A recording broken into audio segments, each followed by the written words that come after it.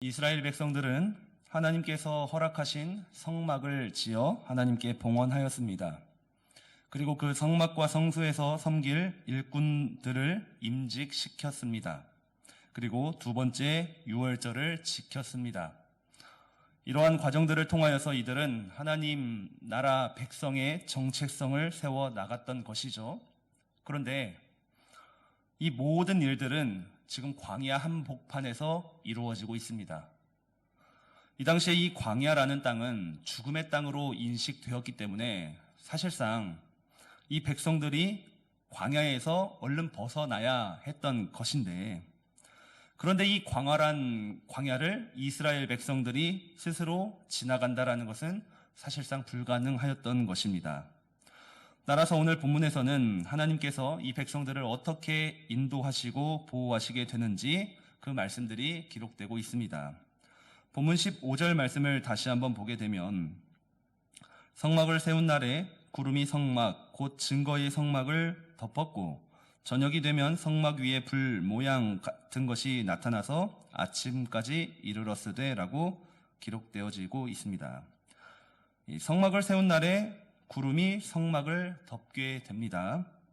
그리고 이 구름은 낮에는 구름으로 밤에는 불과 같은 모양으로 이 백성들과 함께 있게 되는데, 구름은 아시는 것처럼 하나님의 임재를 상징합니다. 하나님께서 함께 하신다라는 것이죠. 그리고 이 불 모양 같은 것으로 이제 기록되어지고 있는 것은 이런 의미입니다. 마치 불처럼 환하게 빛나는 모양이라는 것이죠. 우리가 흔히 불기둥으로 이 부분을 묘사하고는 했지만, 좀 더 정확하게 말하면 불기둥이 아니라 불처럼 환하게 빛나는 구름이라는 것이죠. 우리가 묘사하기가 굉장히 힘든 모양인데, 환하게 빛나는 구름으로 밤에도 이 백성들과 함께 하셨다라는 것. 이렇듯 하나님의 임재는 구름으로서 낮에도 밤에도 변함없이 이 성막 위에 머물게 됩니다. 그러니까 실제적으로 하나님께서 임재하셨다라는 것이고, 이스라엘 백성들과 언제나 함께 있겠다라는 이 언약을 구름으로써 지켜나가고 있다라는 것입니다. 그래서 아무것도 없는 이 광활한 광야를 이스라엘 백성들은 그들과 함께 하시는 하나님, 그 구름에 의지하면서 밤에도 살아갈 수 있고 낮에도 살아갈 수 있게 됩니다.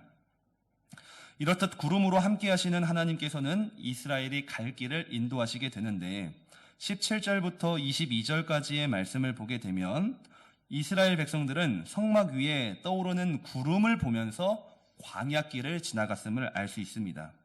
그래서 이들의 광야 이동의 대원칙은 17절과 같습니다. 구름이 성막에서 떠오르는 때에는 이스라엘 자손이 곧 행진하였고, 구름이 머무는 곳에 이스라엘 자손이 진을 쳤다라는 것입니다. 구름이 성막에서 떠오르게 되면 그 백성들이 구름을 보게 됨으로써 자리를 정리하고 이동을 하게 되죠. 그러나 움직이던 구름이 어느 한 곳에 머무르게 되면 그 즉시 이동을 멈추고 진을 쳤습니다.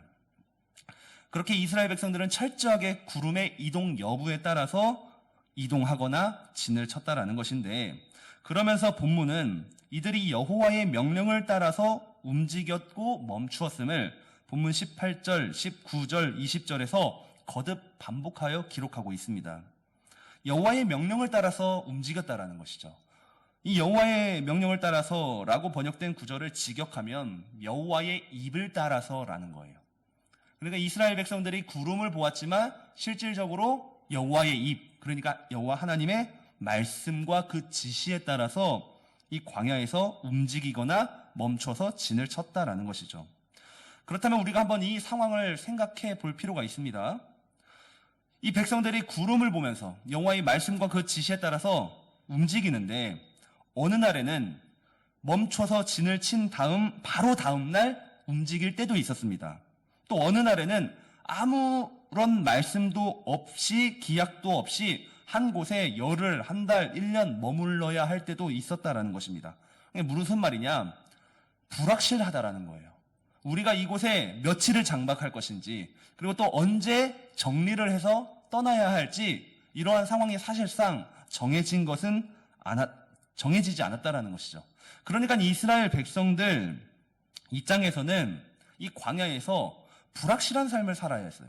하나님이 구름으로 인도하시는 것도 알겠고 우리와 함께 하시는 것도 알겠어요. 그런데 이 사람의 본능이란 무엇이 있습니까?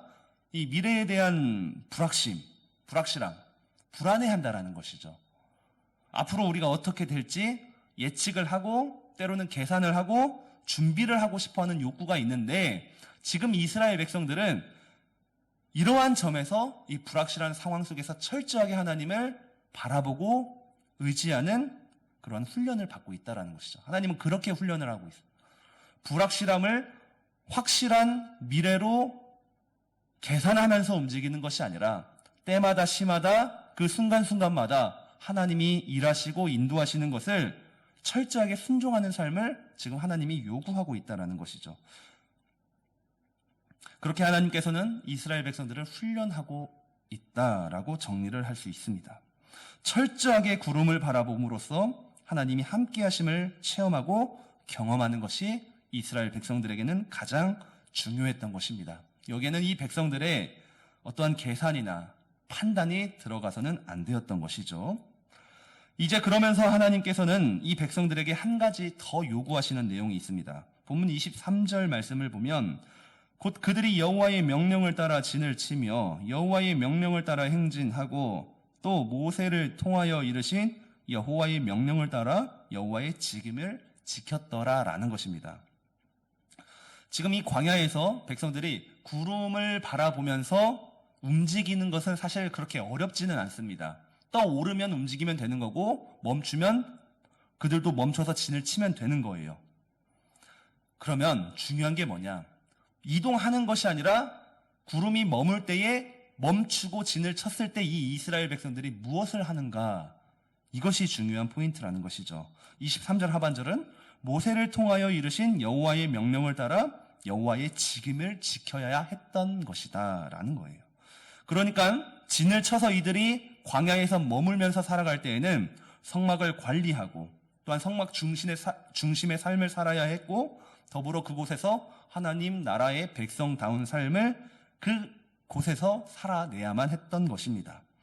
비록 그곳이 광야의 어느 곳인지 모를지라도, 아니 그곳이 광야일지라도 그럼에도 하나님이 함께 하시기에 그들의 일상적인 삶을 그 광야 한복판에서 매일매일 살아내야만 했다라는 것이죠.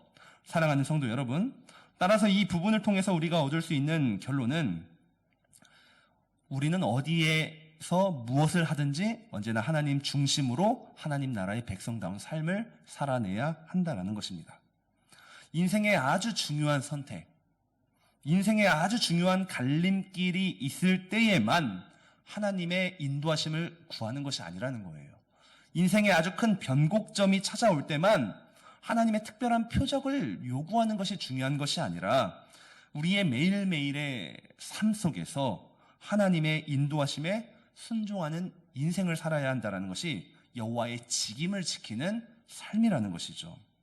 진을 정리하고 움직여야 하는 것도 매일의 삶입니다. 또한 하던 것을 멈추고 진을 쳐서 그곳에서 성막 중심으로 살아내는 것도 매일매일의 성도의 삶이라는 것이죠.